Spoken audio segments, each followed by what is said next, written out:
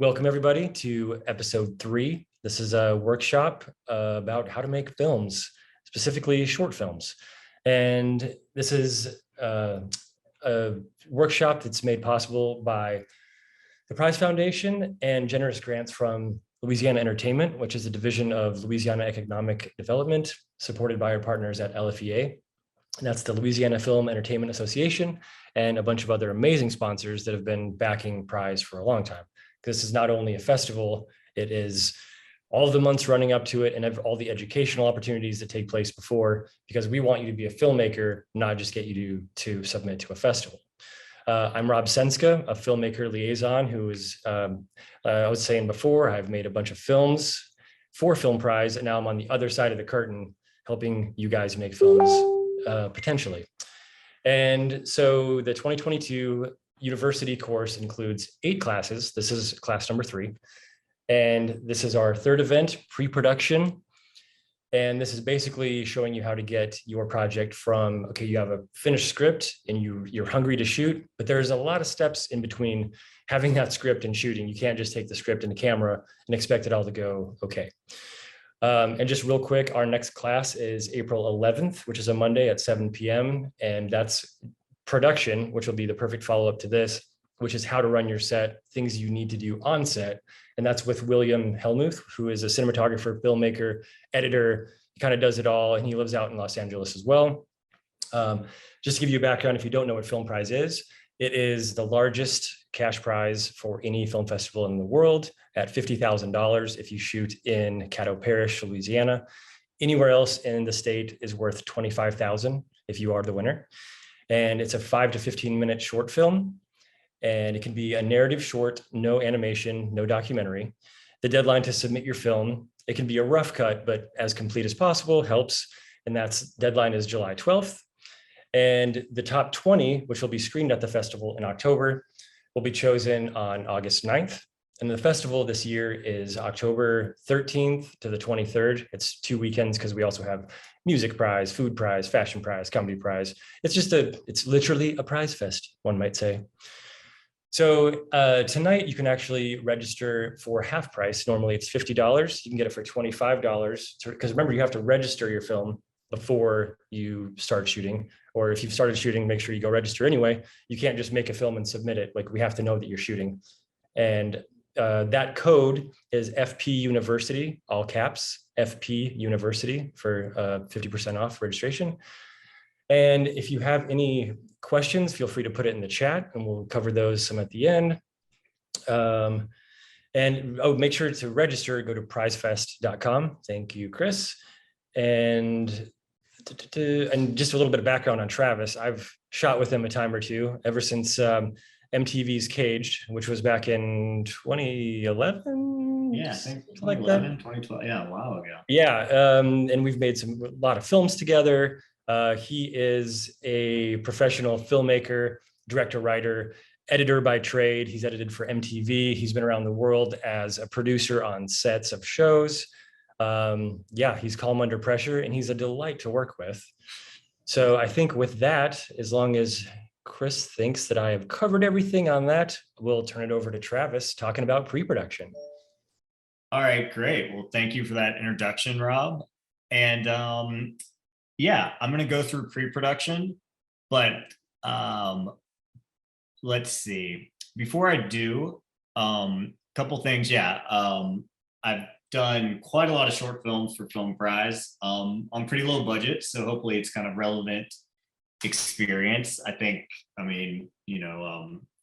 think Rob and I have worked on either, somewhere between cheap and really cheap. So, and yeah, I've done about 5 films for Film Prize, and I think the biggest one was Exit Strategy, which won, and that was very cool and went on to play at quite a lot of festivals.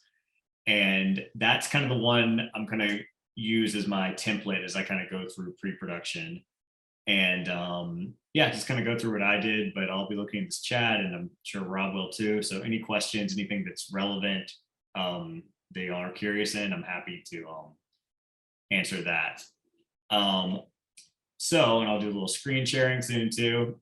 But first off, I'm going to backtrack just like, I don't know, a minute for pre-production, like make sure you have a good script that you've spent time working on. And I know we've had you guys, there's already been two classes on that, but really I was looking at kind of like my template for when I do these. It's like you have an idea, and then I write the script, and then I do a second draft of the script, and then a third draft that I show to friends, and then you get to like the cast reading it, and so it's from there. And one thing to consider when writing a script that can help you in pre-production is write for what you have. So if you know you have locations, then if it makes sense, write in those locations. If you have cast, then write for those casts.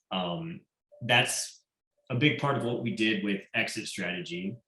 Two of the cast members, Chris and Richard, we had worked with on another short film we did, Con. So I know they were keen to do it. And when I was writing the script, I was kind of had them in mind for the two parts.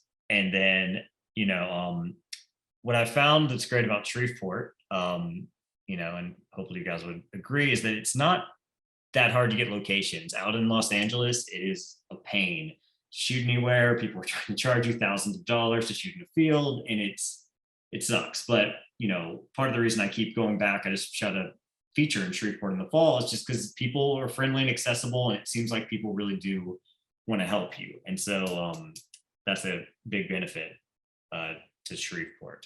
While I'm on casting, so I had the two leads, but then you have to fill in other spots. And Rob and Chris can probably speak to this a little, but they do provide pretty solid resources to kind of finding actors who want to be in shorts for Film Prize, usually for pretty reasonable prices to work within your budget. So to fill in lots of our other speaking roles for Exit Strategy, I think I actually talked to Chris and he posted it for me, and we did a casting call and found some good people that I've kept working with after that. So that is a good way, and I'm sure that works for your leads as well if you don't happen to already have connections with actors you have in mind. So for Exit Strategy, that is how I filled in the supporting roles. It was just through kind of the Film Prize resources and working with Chris to kind of put up where to put up a casting call to fill people in, and it worked quite well. Things are going to go wrong, and it's kind of up to you and whatever your team is to kind of preemptively figure as much of that out as possible in pre-production.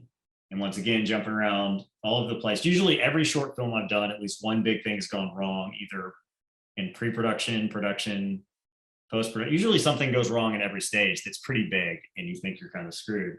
But luckily you get through it. Some of my biggest pre-production hurdles in Exit Strategy was I think the biggest one was we put mostly everything together and we were ready to shoot. And then the lead actor, Chris, got booked on a bigger movie with some bigger stars. And so he was like, mate, what do you want to do? I was either had to recast or push the whole shoot. And so pretty much must have been 10 days before we were supposed to shoot. I pushed the whole thing until I think end of June. And it made it more difficult, but ultimately it was worth it. But, it's just kind of having to be, it's like, do you give up the movie? Do you keep going? And the answer is usually you keep going. With contracts. Okay, that's a good question. What it comes down to is when I'm working with people that I'm not personally friends with, we do have contracts. That's a good question. With the guys like Chris and Rich, who I'm friends with, and they're almost kind of doing it as we're all doing it for the love of the art.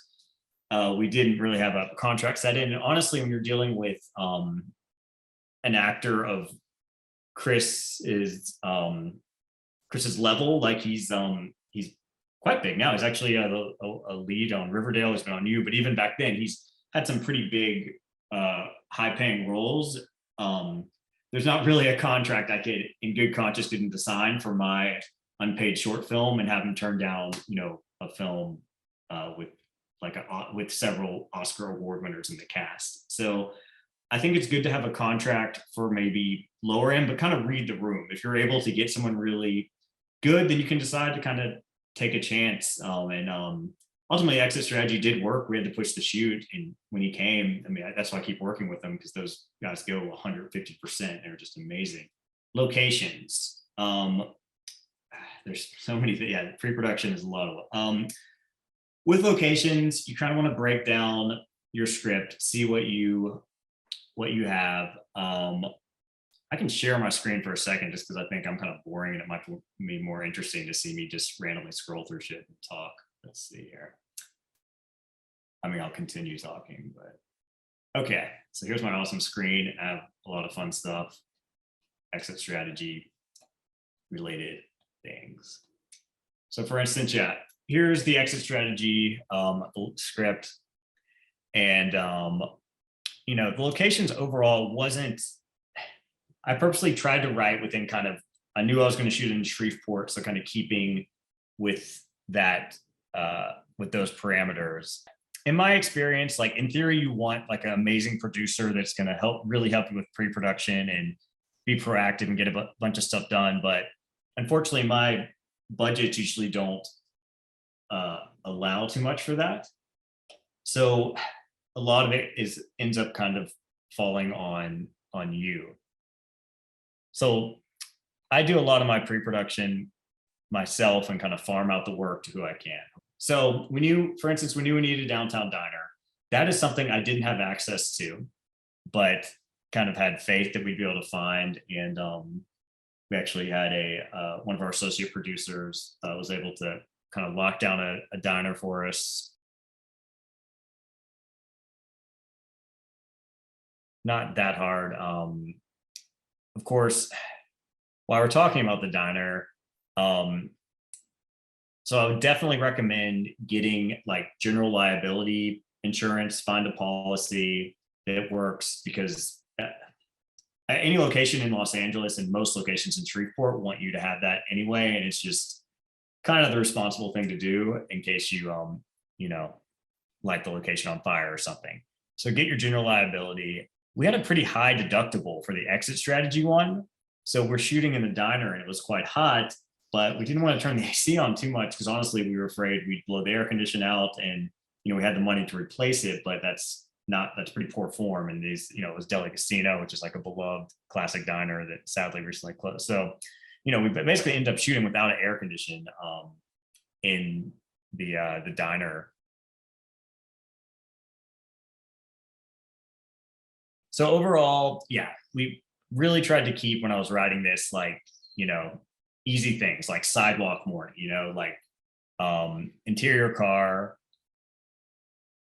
Seems simple, but even that can lead to problems. And I can try to drag this movie, and I'll take this a second to upload and keep going, but I got a pretty good story about the car stuff. But anyway, overall in this, you know, like when I was writing consciously, it's like trying to, like, country street shouldn't be that hard in Shreveport, right? In Los Angeles, it's actually really freaking hard, but, you know, Shreveport, not that hard. And we kind of knew, I had a friend that has a farm, and so I kind of wrote for that so we could use all that stuff. Forest, yeah, so pretty simpler locations. So one thing with the car, once again, this speaks to just everything that you can think of can go wrong. We talked to a friend, got to borrow a trailer for free, which was awesome. But then if anyone looks at this clip, the trailer was actually too small for anyone to get in. So we had to actually climb in like all the windows, and our actor was quite tall. What is he, 6'4" or something? So Richard's literally climbing through the windows for each take to get in. I think I crawled into the trunk, maybe Rob crawled into the trunk. So the more you can plan, the better. Anyway, to recap though, try to write locations that you have access to. And when you're going through it, also be flexible. Like if you have a great church, but not a funeral home or something like that, like, you know, like see it's free to write. So you can all, it's never the end of the world to kind of modify your script. And especially when you're doing a low budget short, you just really can't afford to be sacred with anything. And speaking of adapting script in pre-production, when you're doing your rehearsals, I always take another pass after I have, the actors sit through a rehearsal, because with that stuff, it's kind of like if you're happy with the people you've casted and the lines aren't quite working, then I always see that as more of an issue with me as a director writer than as them not getting it. And so I kind of modify the script and go from there. Let's see. Yeah, I've done 2 films with won the best actor, and it's mainly the actors, but I like to think I help, contribute to their performances by kind of, really playing to their strengths. Okay, so crew is interesting. It's like, how much crew do you need for a no budget indie short?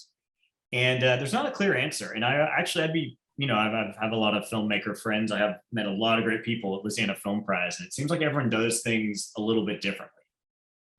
You kind of got to work with the resources and what you have. I'll say this, in my experience, it's better to have a hard worker than an experienced worker who's just kind of like checked out. I'm not saying that maybe for sound, but you really want people who are going to give their best for what you have. So just going through crew, in theory, you want to staff everyone up. That would be the ideal thing, right? You have every position from your whatever second AD to your script supervisor. In my experience, in my shorts in general, unfortunately, there's not a budget or resources for a script supervisor. So in my experience, you should have the money for your second AD, your gaffer, your all those little positions. You kind of figure out what you have access to and go from there. Like, what do you really need? Is it more important to have a sound person or a second AD? Sound. Like let's strip it down to its basic elements. Like, you need someone to shoot. You need someone to record sound. And I would say if you're gonna spend money, shooting and sound are both things, and honestly, they're equally important. I feel like sound sometimes it's kind of like, oh, we'll fix that in post, but it's kind of bullshit. Like, you need good sound, and one thing that's going to help your short stand out is having good sound. And honestly, you're probably more likely to find like a DP who's talented, who wants to shoot it for their reel and is okay with working for cheaply. Sound, don't get me wrong, like, I love my sound guy. He does it for love of the craft, but there's not quite as many sound people who are like just going to work on your short for love of the craft. So if you're saving money to decide what positions you're actually going to have to pay, I think sound is a great one to do. And some of the others that are more above the line, you can probably get people to do it at a discounted rate more for passion, but sound is super important. And in pre-production, you want to be aware of that. A good PA can also kind of serve as an AD, like kind of wrap them all into one. Once again, with roles like a PA, you don't need someone experienced, just need a hard worker. And one thing that I've always been keen on is credits are free. So if someone works their ass off on your movie, then give them associate producer credit, even if they were just, like, they earned it. And that happened on Exit Strategy. One of my friends was just helping with locations, but he did like so much, just locking locations down for me. He got me the trailer, and it's like, well, what can I do? I don't have a lot of money to pay him back, and he's not in the film industry, but I gave him associate producer. And my sound guy for that film, also, we really needed an AD, so he did double duty. It was literally helping with the schedule and doing sound. So, I think credits are free in a great way to kind of show people you appreciate them. So I would really, don't be stingy with credits, especially on something on this level, because people are working, try to reward them, and that's the way you can do that without using money. And yeah, I mean, and it's not to say if you can get an AD, you can get a gaffer and all that, then more power to you, go for it. But yeah, in my experience, especially when you're dealing with low budget, that's a little trickier. Another tip is try to kind of, if the people you're hiring have equipment, that's a bonus. And so I usually have a second shooter sometimes, well, not for exit, but some films when I do, and we rent it all from the same guy, and he, we pay for him and his equipment. And that's a way to kind of stretch your budget a little too, because then it's usually get a discount when you're, using their equipment, and they already know how to use the equipment. So that's a big bonus. Look at food in your pre-production, make sure you have money for it. Once again, especially if you're not paying much or at all, then get good food. One of the first films I made, I was 22, and we were like buying like Costco or Sam's Club microwave pizzas and heating it up for the actors. And at 22, that seemed reasonable, but I'm like, that was not one of my better moves. So feed your crew often, and feed them well. That's one thing I try to do on shorts. I usually actually, even though we only do usually 10-hour days, I try to have 2 meal breaks, with, a good full meal the first time, and then like pizza or whatever for a second meal. Get the best staff you can. And if you have holes in your staff, then ask people and learn. Because it's not necessarily your responsibility to know about like what a meal penalty would be. But if you can't bring someone on that does, then you need to, kind of have an idea, and just little things like that. So even if you can't get someone to help you be there full time, like there's resources online, or there's lots of people to talk to that can kind of explain to you. Like I can't go in all the minutia in the next 15 minutes, but there's so many ins and outs. Just try to have a general awareness. And I find meals is one of those big things that in indie productions can kind of get pushed to the side, and they're really important.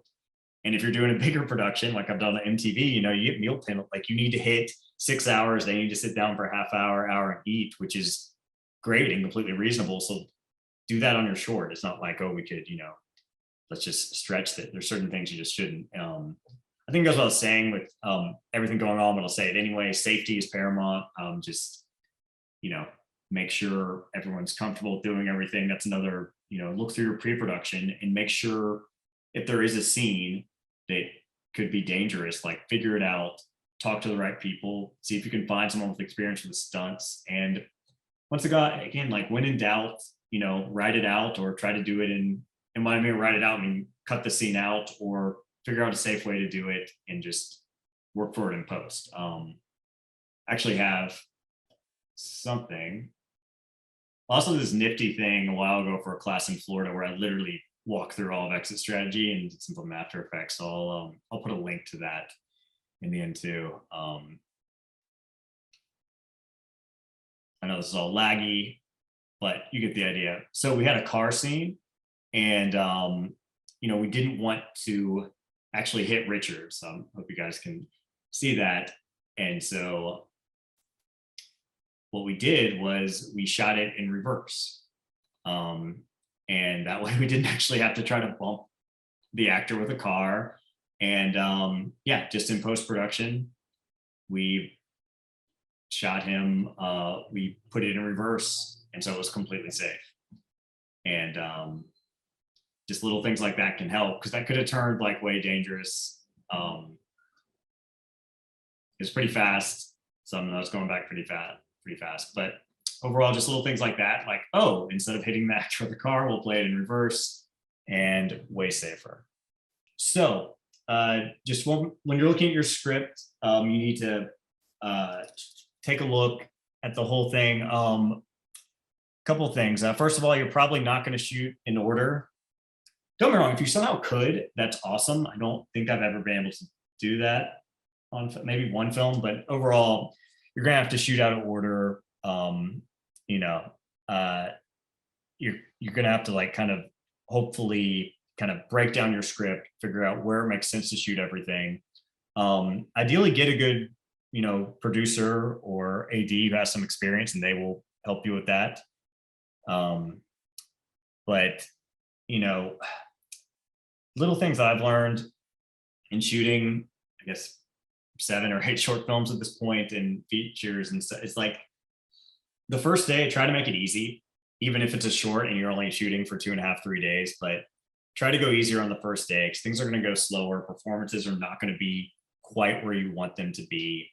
And in my experience, actors kind of warm up. And so I try not to put like any key scenes on the first day. I try to save those for later, so that everyone can kind of just be really in sync. So like exit strategy, we just did car stuff the first day.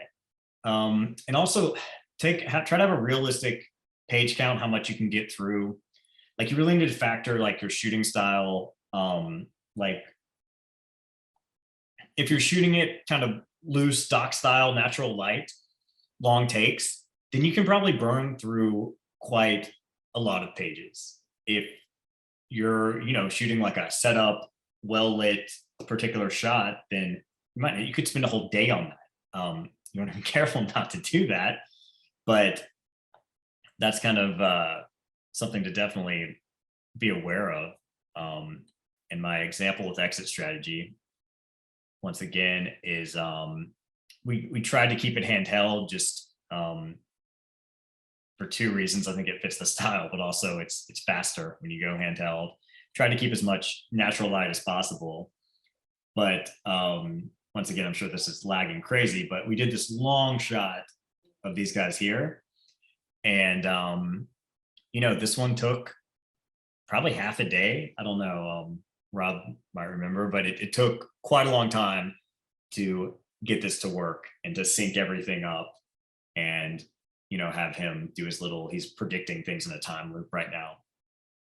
And we burned half a day on this. There's all kinds of problems, as always, because we had a permit, but we're shooting on unclosed off streets. So they were doing construction and new cars popped up. Got it done, looks great. Point being, so something like this, a long walk and talk, you need to allow with a steady cam, that's going to take a lot longer. This key scene, on the other hand, we just kind of went handheld, and Rob, I let him kind of float around with the coverage. The actors, I let them do very long takes. And I think we probably knocked out, 6-7 pages in half a day.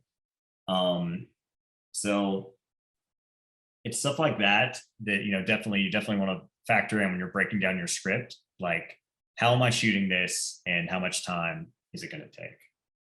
And Travis, on that topic, how about rehearsals? Because a lot of it, you work with your actors quite a bit. Yes. And they, it's like, how important is that pre-production with your crew or your cast, just so you can knock it out quickly? Yes, that is very true. I'm kind of militant about rehearsals, and that's what's going to help you be prepared. Because, yeah, that's a great point, Rob. Yeah, you do not want to show up having not rehearsed. Like, to me, I want them to have nailed the scene in the rehearsal space completely. I want the performance almost to be there before we show up on set, and so then we're just tweaking. And it's not good. Like, that's a big part of your pre-production. I would do lots of rehearsals.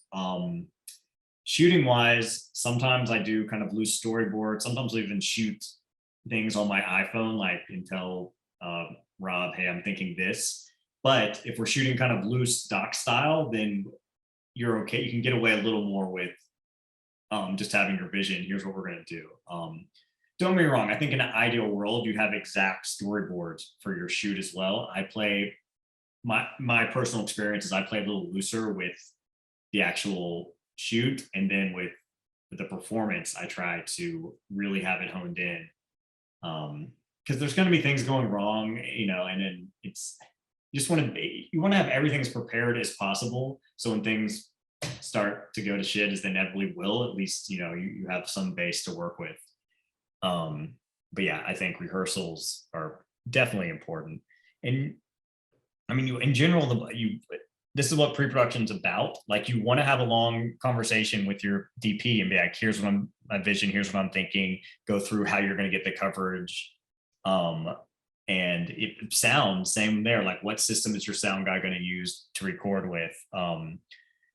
Like, are they flexible? Do they have good lavalier microphones? Do they only have a boom? because they only have a boom and you're trying to get a wide shot, then you're not going to get sound. It's like it's a rabbit hole on every level. And once again, I feel like I should wrap up, so I'm not going to get into it. But just talk to each of your positions, and just basically play a game of what could go wrong, what do you need, and try to figure it out, because you don't want to just show up and hope for the best. So for Shreveport, I basically rehearsed with my actors out here, like at my apartment. I think we had a studio space some too. And so we nailed it without knowing any of the exact locations, and kind of had a pretty good read. And then I usually, the night before, we do a rehearsal in Shreveport. If possible, we try to get to some of the actual spaces, but that's more of a blocking rehearsal. And then we get to set, that's when we really extra nail down the blocking while people are setting up lights and things like that. So if you're shooting in Shreveport with, hey Rose, if you're shooting in Shreveport with your actors, then yeah, I think let me say this: if I was able to go to the space, that's the best. But any rehearsal is better than none, especially with the pandemic stuff. I've done Zoom rehearsals. I've literally typed notes for Richard when he had to do a monologue, and broke down his entire monologue, and he's recording in his apartment at 2 a.m. when he got off work. So any rehearsal is good rehearsal, but I do think the more you can get them in a similar space, the better. And to that point, if you can get your crew there, like you mentioned, because you always invite me to rehearsal if I can make it, because that way I can see the space, and we can even, you go back and forth with your director of photography or cinematographer, say like Travis may have something in mind with his actors, but on the camera side, I may be like, oh, it'd be really cool if we shot it this way. Do we have a compromise between those two things? So seeing the rehearsal in the space before you're there shooting with the crew is also very important. Definitely. And and Travis, if you have other bullet points, hit those. Otherwise, I just have a few things. We'll do kind of a rapid fire just to touch back on a couple things. But perfect. I think lastly, I think just put your budget. Make sure. I think Rob and I even talked about this. Make sure you have contingency in your budget, because things are going to go over. But it's important. You don't need $50,000 to shoot a short film. You can shoot one. I've done them for very little. I think lots of the bigger ones, if you want to call Exit bigger, was around 10,000 ish, but you can do it for much less if you call in the right favor. So don't let money be like an obstacle. There's a lot of people that will help you in Shreveport to kind of help make your film reality on any budget. And yeah, I think that's a good point, Travis. Is the budget really doesn't matter. People can get intimidated, especially looking at previous top 20s. It's a mix of expensive and cheap films. But there are ones that you can shoot, you gather your friends, whatever you have access to. And as long as you have a good story and you're memorable at Film Prize, I mean, that's the big thing. People are watching 20 films. But to speak to budget, you don't have to have a fancy camera. You don't have to rent a $10,000, $20,000 camera, because didn't you just shoot a feature film on an iPhone? Yes, I did. And because that's what works for the film. Plus the iPhones look really good. I think even you would maybe reluctantly admit that at this point, that they're good. So yeah, don't let cameras and stuff stop you. I agree completely with Rob is saying. It's if you have a good story, that's really what matters.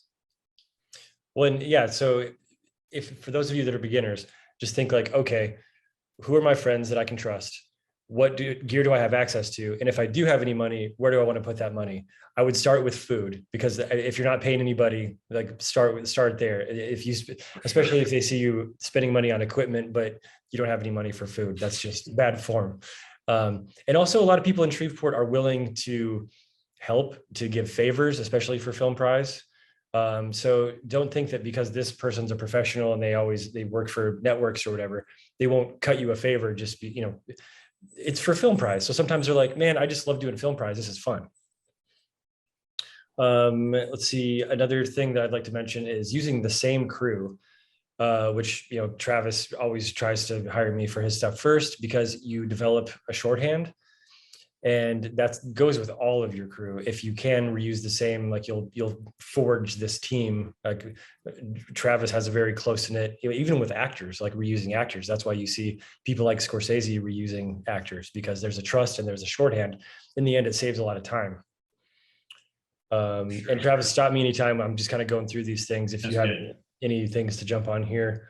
Oh, will you talk a little bit about how you're not necessarily married to the script? You said that you have to be ready for things to go wrong and to pivot, but you do something I've never seen anybody do, which is shoot multiple versions of a scene.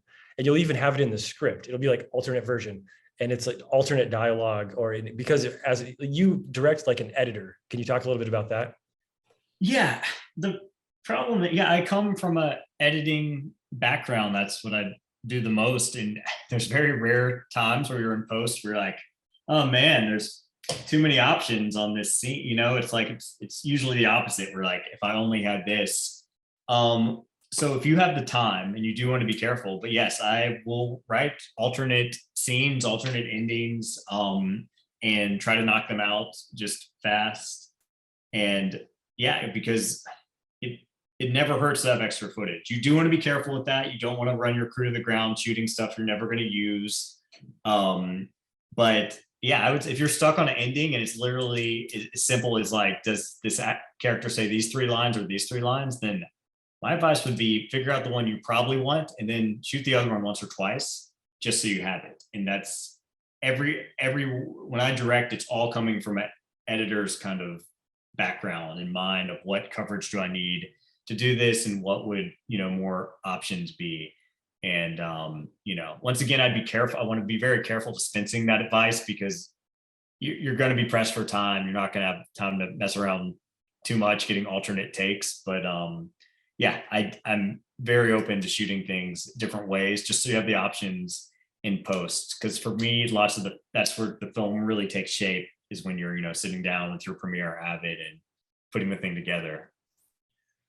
So on that note, if you would speak a little bit about how you really see the film in your mind before you're even on set, because if you'll start with that, and then also talk about how you mentioned you don't shoot in order. Like, let's say a lot of people that watch this have never made a film before. And, right. Even for me back in the day, you just kind of assume everything is shot in order. That's how you make a movie. You just shoot the script. But if you have a location for one day, you're going to want to shoot every scene from that location and pay attention to wardrobe continuity. So if you can just kind of give a beginner lowdown on that. Yeah, let's use exit strategy as the example. So you have the diner scene. It's a time loop movie, and it opens in a diner with one brother coming to meet the other brother and basically tells him, I'm in a time loop. You got to get out of here. So yeah, we only had the diner for, I think, half a day.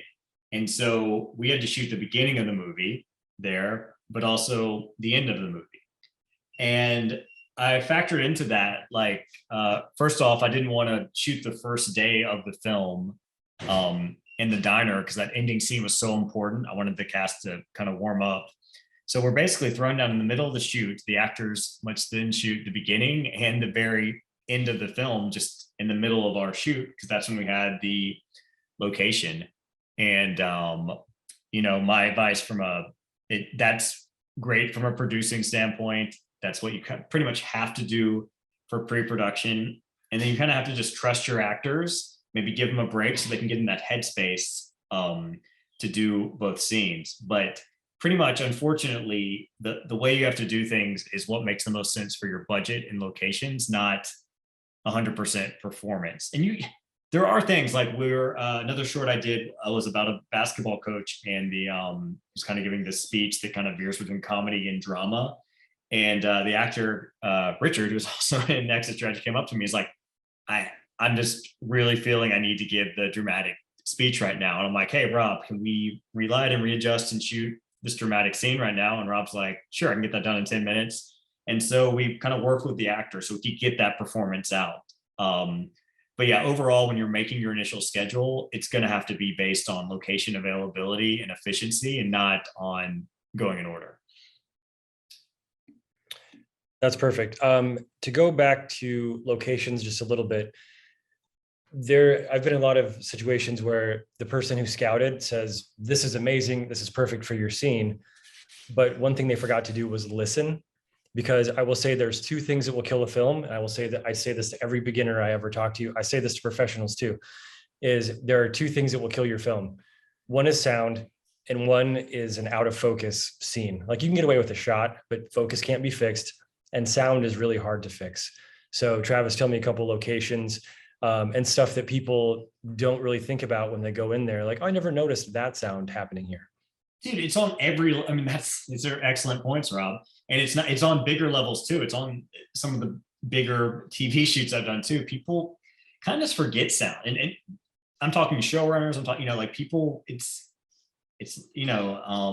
you really need to pay attention when scouting to sound. And I forget it too. And I have to kind of remind myself.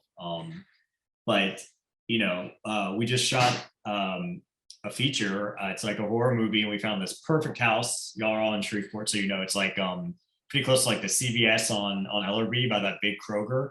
Looks so creepy. Got it released and looked at the woods outside. I'm like, this is amazing. We can pretty much shoot the whole movie here.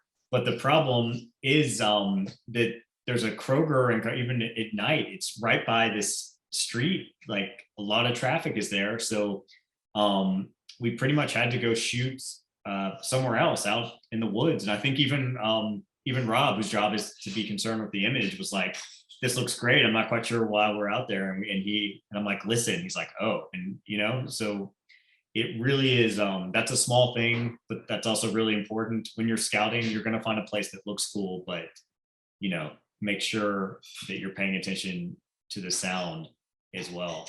And then I guess something we can chat just for a minute about is, what do you do when you are like, let's say you've got all that stuff lined out and you're ready to shoot? Like what do you do? And we can talk scheduling a little bit, because it's like a puzzle, because you have to put your actors and your crew together, make sure all of it lines up, and it can be pretty stressful. So let's just take that right up until actual rolling of the camera begins. I look at everything. I kind of have it laid out on just like a Microsoft Word document, moving stuff around. I have a giant list of what hasn't been done, which unfortunately is a little bigger than you want it to be before we start shooting. But also, towards the end, it's up to you to kind of fill that list up. You can't completely, you can try to give that to someone else, but in the end, it's kind of on you, especially at this budget level, to make sure all these boxes are checked. But then what do? I'm still working on this. I try to distance myself from all the A to B pre-production and remind myself why I am making the story and the creativity and the directing and the acting of it all.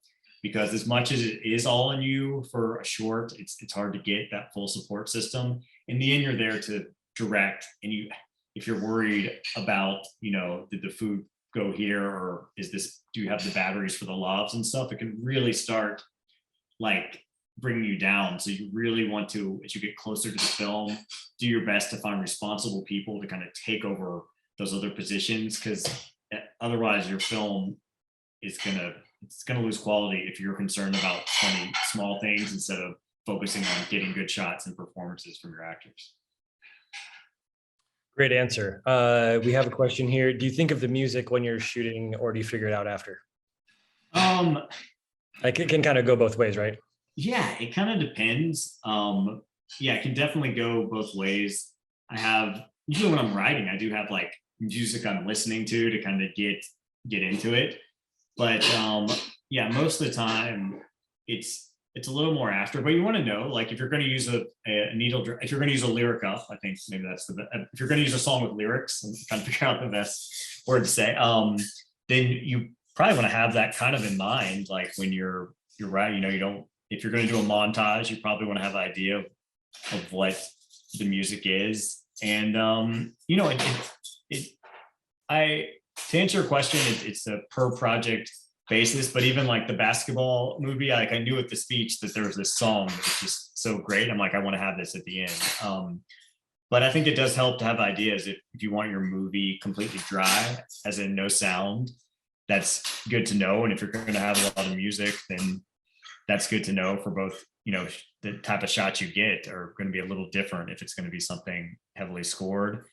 And just to step in really quick, I feel like another problem with some first-time filmmakers, or and myself as fall victim to it as well, is they score too much. And I know I'm stepping a little away from pre-production, so be careful. Not every scene needs music, and lots of it, honestly, when it's an emotional moment, I try to keep those kind of dry. And like exit strategy, when it's sci-fi, I use like a music sci-fi library. But when it was like emotional two brothers, I just played it with no music because I thought that would bring out the best in the performances. But well, and keep in mind too, like a lot of people that are first timers will write a scene to a song, but we can't have any copyrighted music in film trials at most festivals as well.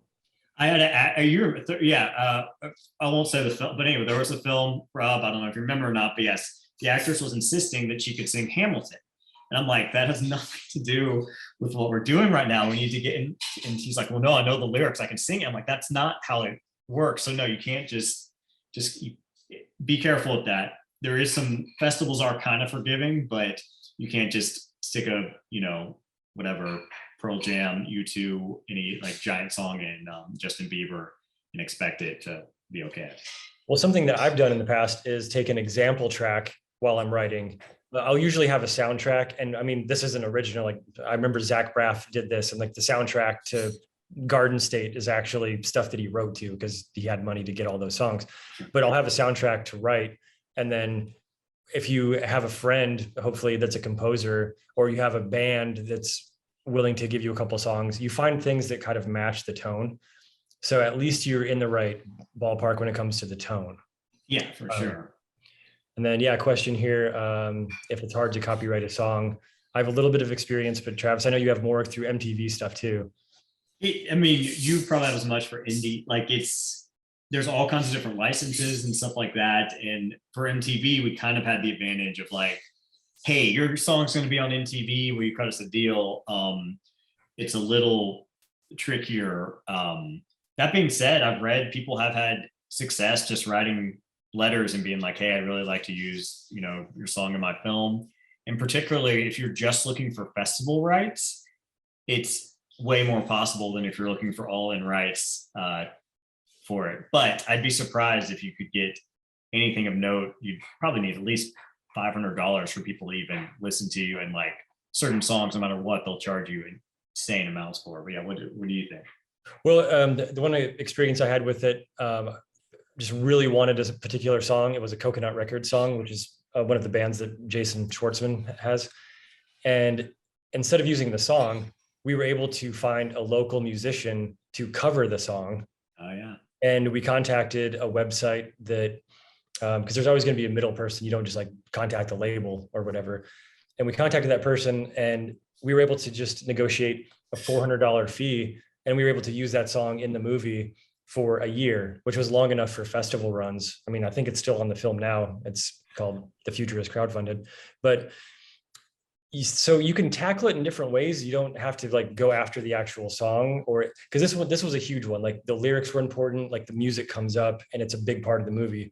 So the fact that we were able to also pay somebody local to cover it, it's like synergy that you can find if you solve your problems with creativity.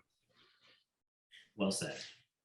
Just to wrap this up, Travis, tell the people watching this or that will watch it when it's posted online why pursuing a film prize short has been beneficial for you and how it could help them. And especially like for me, it keeps me creative. Well, it kept me creative every year. You have deadlines. It's like, okay, I got to make a short film and here are my deadlines. No, that's a good one too. It forces your creativity. There's a couple reasons. I'll try to be short. One is because the screening experience is amazing. It's, I've been to a fair amount of festivals, and it's so cool. And especially, hopefully we're, knock on wood, getting out of this pandemic. Like it's such a good vibe there, and you have so many sold out screenings, and you get to kind of see your movie in other shorts like you make if it, you don't necessarily get that audience reception. So it's very cool. And if you happen to make it's worth doing multiple times, but there's also a lot of potential, like Exit Strategy played there, won there. I got a giant novelty check, which did clear. And so that was great too. And after that, it went on to Tribeca and a bunch of other festivals and helped me make some really nice connections that way. The community of filmmakers I've met just from doing Film Prize has been great. And as a beginner, it's almost why not? Like Rob said, like figure out what resources you have and shoot something in Shreveport. And, if it gets in, amazing. If not, then, try again. And Film Prize isn't the end. I think Film Prize does a good job of reminding filmmakers of this as well. It's like, make your film and do stuff with it. You don't have to just make it for Film Prize. There's many other festivals and ways to screen, but I think it's a good way to kind of get people motivated to have this project. And if it gets in, then you're in one of the coolest film festivals probably in the world. So exactly, it keeps you creative, and it's a pretty good lottery ticket when you think of it that way. So everyone, we're going to wrap up now. Unless there are any more questions, resource for new people. Yes, actually, if you want to be connected with any other filmmakers, or if your crew or actors, I'm the liaison. So Rob at prize.foundation is how you can get to me. Email me, and I honestly will either use the Facebook page of Film Prize or email people directly. Just no matter who you are, you want to be part of a short film, I'm going to try to hook you up. Yes, that is correct. Rob at prize.foundation.